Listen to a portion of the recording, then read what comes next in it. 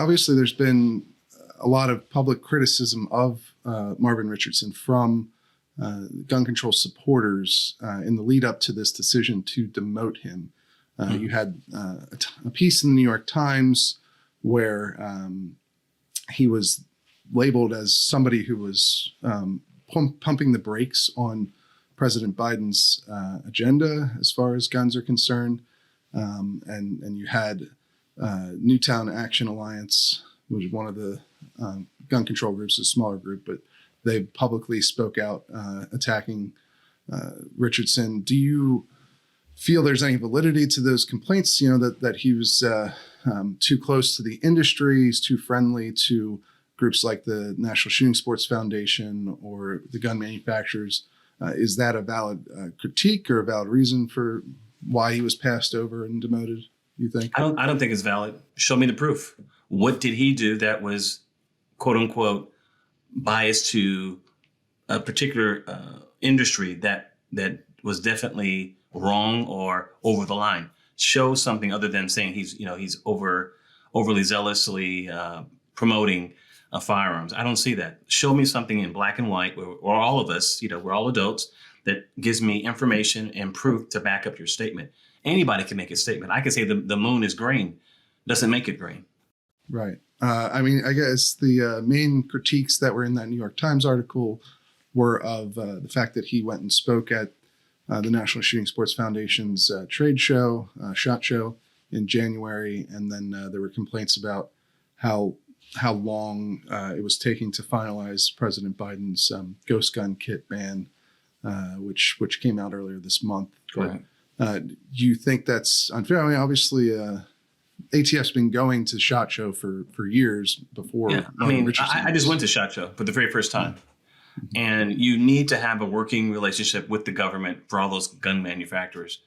It's a natural conversation that has to take place anyway. Him speaking at the conference or the SHOT Show, to me, is a good thing.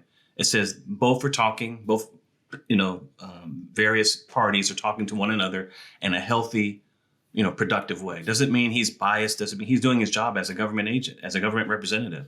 I just see it very, very different. Are they trying to say he's not supposed to go? Is he not supposed to talk to those folks? I mean, certainly some of these gun control groups do really believe that there shouldn't be any sort of friendly relationship between the ATF and the industry. And that seems to be sort of a philosophical difference, because you hear a lot from people inside the ATF, at least in my experience talking to them, that it's actually they view the relationship with the industry as vital, but certainly the other view from gun control advocates is that the ATF doesn't do enough to go after bad apple gun dealers and so forth. They don't strictly police the industry as much as they should, and so I guess that's the main criticism against Richardson. Yeah, I'll even add this. I think a lot of the anti-gun. This is my technical statement. I think that they feel that the ATF almost in fact makes laws, but the ATF doesn't make laws. They enforce the laws. And they're watching the interaction, the ATF with these gun manufacturers, and they're just livid because they believe, I think, that there should not be even a conversation. It should be just handing down these verdicts day after day, month after month about what they can't do. And we're going to take this away from you. We're going to make it more restrictive. We're going to make it harder for folks to buy guns, to make guns, to even think about guns. And that's just not the role of the ATF, nor should it ever be. They should be an unbiased, neutral party working to represent the government in a positive way, interacting with firearm companies and those folks that represent those organizations. And I think Marvin Richardson has done a great job of doing that, if allowed to continue. So it's definitely pure politics for me. Okay, interesting. And so it seems like the main critique you have thus far of Steve Dettelbach's nomination is this process where Marvin Richardson was not really considered and in fact was sort of punished, it seems like. Right. And so, it reminds me a bit of, one, I guess, can you just speak to whether you have concerns about Steve Dettelbach as far as any complaints of racial concerns? I just don't think he's qualified for the position. I'll go back to Marvin Richardson in relation to him.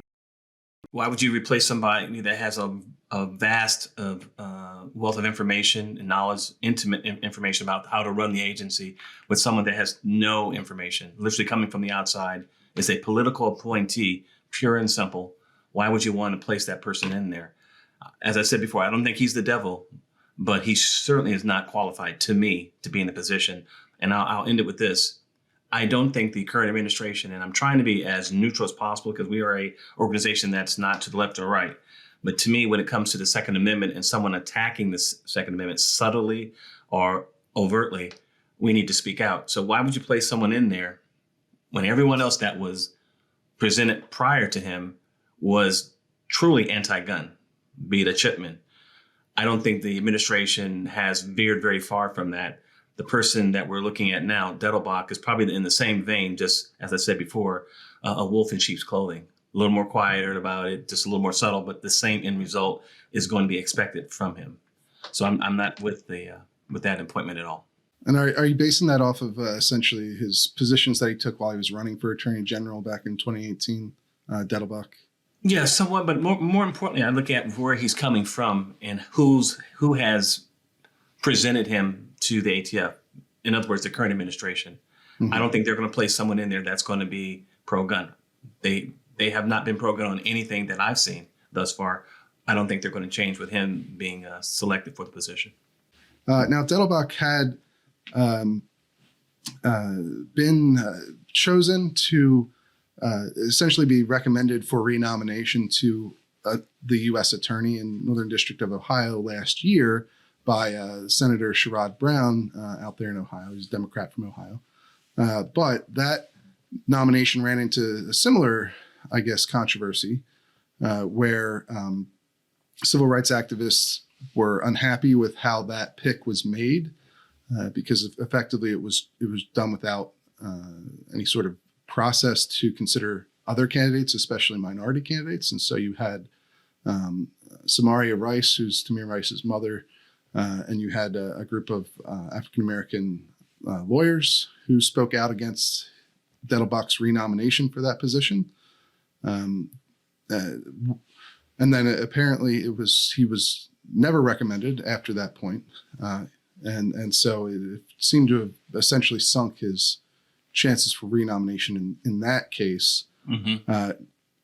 Do you agree that there's a parallel here? And two, do you think the outcome should be the same? Do you want to see his nomination withdrawn? I want his nomination withdrawn, and it's definitely repetition of what happened previously in Ohio. It's almost to the letter, but at a lower level within the government. You have a selection of a gentleman, Mr. Dettelbach, who is being appointed by a certain aspect of the Democratic Party, or representatives, and he's in the position where no one else is really considered of color. That in itself is very troubling as an African-American male. There needs to be a wealth of people coming in that have diverse backgrounds that need to be truly considered for the job on every level. And to me, it's like a duplication of what they did previously, but only at a higher level when it comes to the ATF. So I was against the selection of him in Ohio, and I'm definitely against the selection of him for the ATF position.